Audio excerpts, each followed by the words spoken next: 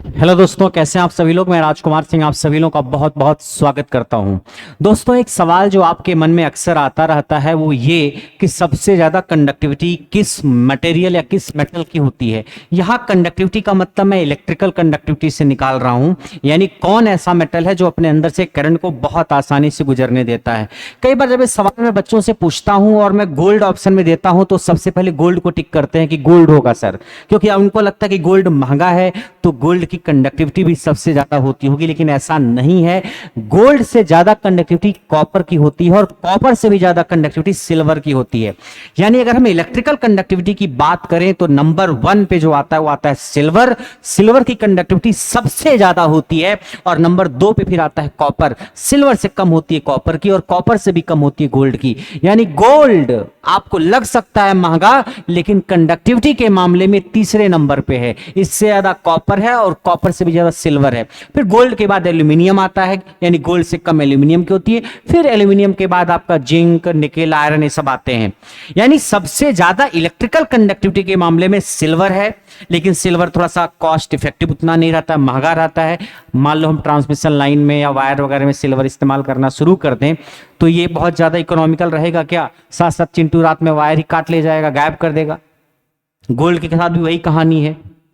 तो हम कोशिश ये करते हैं कि हम ऐसा मटेरियल लें जिसके पास कंडक्टिविटी भी ठीक ठाक हो, जो कॉस्ट इफेक्टिव हो, बहुत महंगा भी ना हो, जिसके पास मैकेनिकल स्ट्रेंथ, मजबूती भी हो। ये सारी चीजें देख करके हम अपने कंडक्टर को यूज करते हैं, या जो ACSR कंडक्टर हम यूज करते हैं ट्रांसमिशन लाइन में।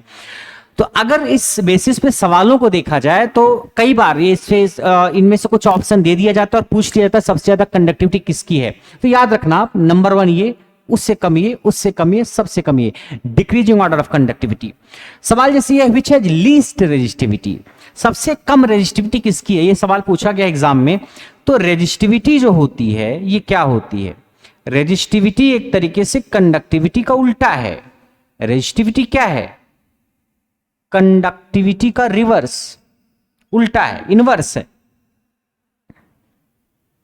Resistivity is 1 upon conductivity. तो पूछा है विच हैज लीस्ट, लीस्ट मतलब सबसे कम, लेस का थर्ड फॉर्म है लीस्ट, लेस की तृतीय अवस्था है लीस्ट। तो विच हैज लीस्ट रेजिस्टिविटी, सबसे कम रेजिस्टिविटी किसकी होगी? तो रेजिस्टिविटी सबसे कम उसी की होगी जिसकी कंडक्टिविटी सबसे ज्यादा होगी। भाई रेजिस्टिविटी सबसे कम उसी की होगी जिसकी कंडक्टिविटी सबसे ज्यादा होगी। पूछा है लीस्ट रेजिस्टिविटी, तो लीस्ट रेजिस्टिविटी वाला वो मेटल होगा जिसकी कंडक्टिविटी सबसे ज्यादा होगी। इसमें सबसे ज्यादा कंडक्टिविटी किसकी है? इसमें सबसे ज्यादा कंडक्टिविटी किसकी है? इसमें सबसे ज्यादा कंडक्टिविटी जिसकी होगी उसी की रेजिस्टिविटी सबसे कम होगी। इसमें सबसे ज्यादा किसकी है? सिल्वर तो ऑप्शन में है नहीं। अगर सिल्वर भैया यहां नजर आते तो हम तुरंत टिक कर देते। सिल्वर ने उसके बाद कॉपर पे, कॉपर है क्या? हाँ है कॉपर, टिक मार दो।